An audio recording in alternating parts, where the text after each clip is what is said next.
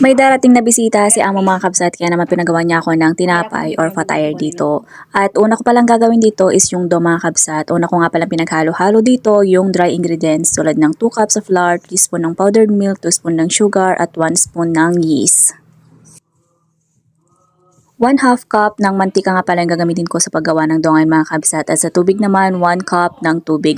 Pero hindi ko muna ibubuhos lahat mga kabsat. Hahaluin ko muna, titignan ko muna kung basa or dry. Kung dry, magdadagdag ako mga kabsat ng tubig. Kapag gumagawa ako ng tinapay mga kabsat, dito talaga ako nahihirapan sa paggawa ng dough kasi nga naman mano-mano talaga akong gumagawa ng dough mga kabsat. Wala kaming machine. Hindi tulad ng iba, meron talaga silang machine kaya naman ang sakit talaga sa braso. Mag-isang taon na nga pala mga kabsat nung sinabi ng amo ko na bibili siya ng machine pero hanggang ngayon hindi pa siya nakakabili. O diba? Cheese. At ikikip ko nga lang pala yung dough mga kabsat ng mga 1 hour or mahigit hanggang sa maging double na yung size ng dough. At habang hinihintay ko pala na mag-double yung size ng dough mga kabsat, nag-ready na nga rin pala ako dito ng za'atar na may olive oil, hot sauce na may cheese mga kabsat, tapos yung para sa pizza, para sa mini pizza. At pagkatapos ng isang oras mga kabsat, tingnan nyo naman yung dough. Ang ganda ng pagkakatubo. Isa sa mga pinaka-importante sa paggagawa ng dough mga kabsat, dapat yung yeast na gagamitin mo sa paggawa ng tinapay is active talaga.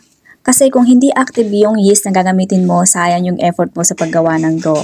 Dahil mini yung gagawin ko ngayon mga kabsat, and gumamit lamang ako yung ginagamit nila sa pag-inom ng tea para makabilog ako mga kabsat. Ayan, mini talaga. Ito yung gagamitin ko para sa pizza at para sa za'atar. At para sa style croissant naman mga kabsat, ang nilalagay kong palaman dito ay yung cheese na may hot sauce. Nagkakat lang ako ng pa-triangle mga kabsat ng dough, tapos nilalagay ko yung cheese and then niro-roll ko. Nung bago talaga ako dito mga kabsat, wala naman talaga akong kaalam-alam sa pagluluto ng tinapay. Pero nung tinry ko mga kabsat, kasi nga naman pinush ako ng amo ko na matuto, so thank you naman sa kanya mga kabsat, natuto ako. Dito lang din talaga ako minsan natatagalan mga kabsat kasi nga naman maliliit talaga yung pinapagawa ng amo kong fatire.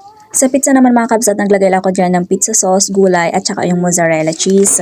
Kapag nga pala gumagawa ako ng fatire mga kabsat or mini tinapay, hindi talaga nawawala yung za'atar na may olive oil mga kabsat. Gustong gusto kasi nila to mga kabsat. At bago ko nga pala iluto yung mini croissant mga kabsat, ay nagbabrush muna nga pala ako dito ng itlog or pwede naman yung gatas lang. At naglalagay ako dito ng sesame seed bago ko iluto mga kabsat. Dito nga pala sa bahay ng amo ko mga kabsat, ito nga pala yung ginagamit ko sa pagluluto ng fatire mga kabsat. Kabasa nga pala yung tawag dyan mga kabsat. Hindi ko alam kung ano English niyan mga kabsat. Dito ko sinasalang talaga mga kabsat yung ginagawa kong fatire. Sa oras naman ng pagluluto mga kabsat, 6 minutes down tapos 6 minutes sa taas. Minsan naman kapag hindi pa luto mga kabsat, nagdadagdag na lang ako ng oras. Dahil nakita ako ng alaga ko na gumagawa ako ng fatire mga kabsat, nagpagawa din siya ng pizza, dapat yung malaki daw sa kanya. O diba, bongga. Minsan talaga